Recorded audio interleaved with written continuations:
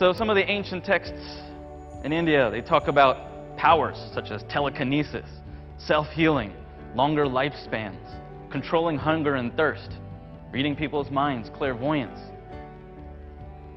They talk about in some of these ancient Hindu texts of technology, such as nuclear bombs and things that represent nuclear bombs, flying crafts that are called vimanas, advanced irrigation systems that we still can't even master.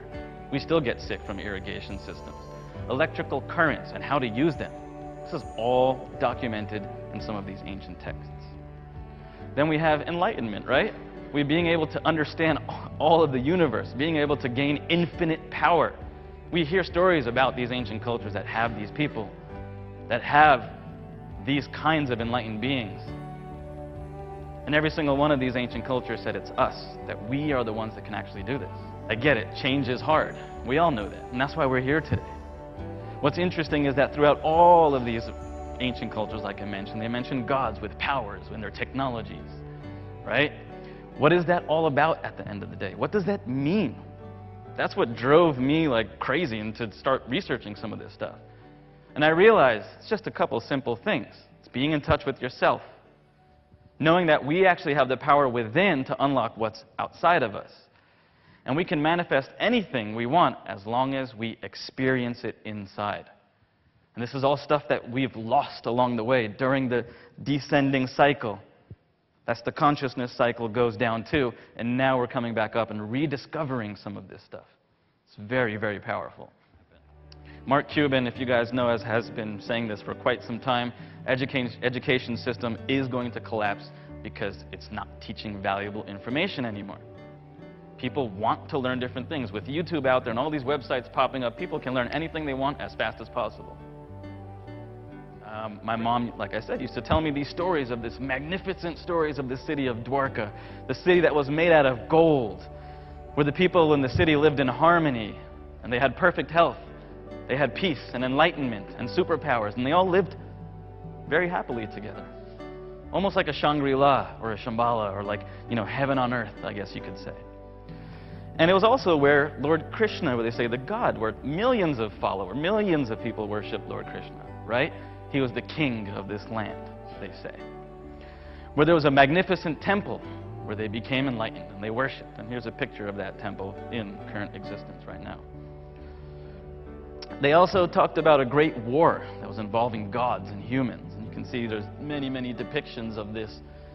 This is the war of the Mahabharata war that took place. And it's really interesting to see some of the above the clouds and then on the ground. And I'm going to be explaining some of that in just a bit.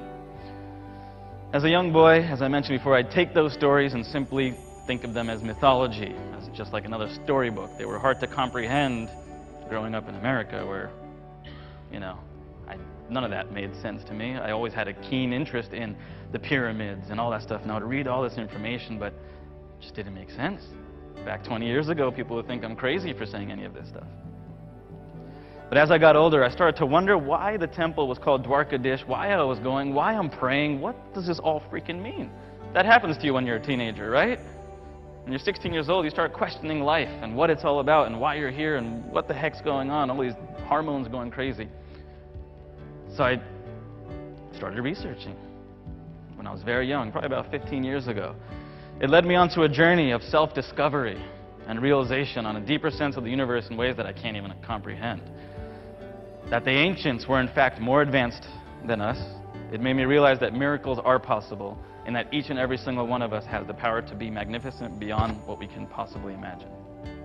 It led me to the truth that Dwarka was in fact a real place with real technology, with real powers, and fought a war with technology that we can't even comprehend or understand still. And I'm here to share my discoveries with you here today. Sorry. In the city of Dwarka and during its thousands of years of existence, it was a flourishing community that lived by Vedic science or Vedic philosophy. These Vedic sciences taught many things like meditation, right? The science of keeping mind still, to slow down, to what they're starting to realize is that meditation now releases layers of stress. Layers of stress that can prevent heart attacks, that can prevent diabetes, that can prevent all this crazy stuff just by closing your eyes and going inside. It's lifting off stress patterns. You can actually see it and witness it in people. Yoga, the science of union of the body and mind. It is said that yoga is so powerful that you can control nature. You can stop time. Raja Yoga specifically is yoga of the mind. And they talk about once you master the mind, you can control reality. And you can do anything you want. These are scripts, texts from thousands of years ago, and it tells you exactly how to do it, step by step by step. What you should breathe, how you should breathe, what you should do in the morning, what you should do at night. All of that is included in these texts. It's pretty wild. Ayurveda is the science of life and healing. We're actually shooting a film right now on Ayurveda. I, about 4 years ago, had a fatty liver, had adrenal failure coming towards me, and I was probably around 30 pounds heavier. And I used Ayurveda to come back. And it was all just written scriptures from thousands of years ago that they followed the protocol, and I was able to heal myself. They had advanced agriculture and irrigation systems that we can't even figure out. They're still like so advanced. It's amazing, amazing, amazing information. Vedic science also covers the number system. There's the Brahmagupta theorem, which is kind of like the basis of the pyramids. The number 0 and the number system, also from Vedic science and Vedic philosophy. The yugas, astronomical mappings, as we talked about. It's called Jyotish. The period being discussed right now, I think this slide's a little misplaced, but the period being discussed right now is Golden Age and Silver Age about Dwarka, which I'm going to be getting into. Note, again, descending cycle. Here's a cool one. There's a bridge that connects India to Sri Lanka. It was a mythical bridge at one point from the Lord Ramayana, right? Ramayana was an ancient god of India, and he had, you know, an army, and he had all these cool things, and they talk about people who were monkeys. And they built this bridge. It was written that they built this bridge and blah, blah, blah. So I was like, yeah, Mom, monkeys built the bridge. Sure. Sure, they built the bridge. NASA took this picture, and they found a bridge that connects India and Sri Lanka. This bridge, the picture on the right, it's called Adam's Bridge or Rama Setu. The image on the right, you can clearly see that's a bridge. And it goes and it sinks underwater because of thousands of years old. They dated this bridge to over 5,000 BC by using carbon dating and some of the technology that they have. They believe that this bridge was built in 5,000 BC, not just by the stars. There's astronomical mappings that they did using RQ astronomy software.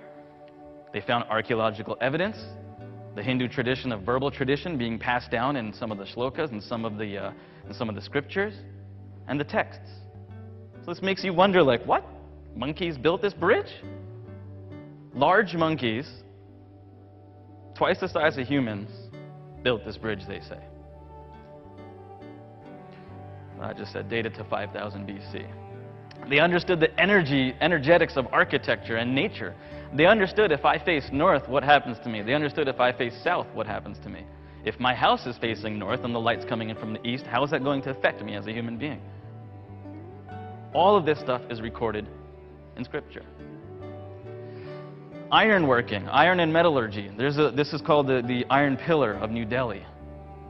This was dated to about 1000 BC, but there was nothing like this that existed before then. It was rust-proof, which no other civilization on the planet had at the time. It still is rust-proof. It cannot get rusty. And then we get into mantra and yantra, sounds and vibrations, mantra and yantra.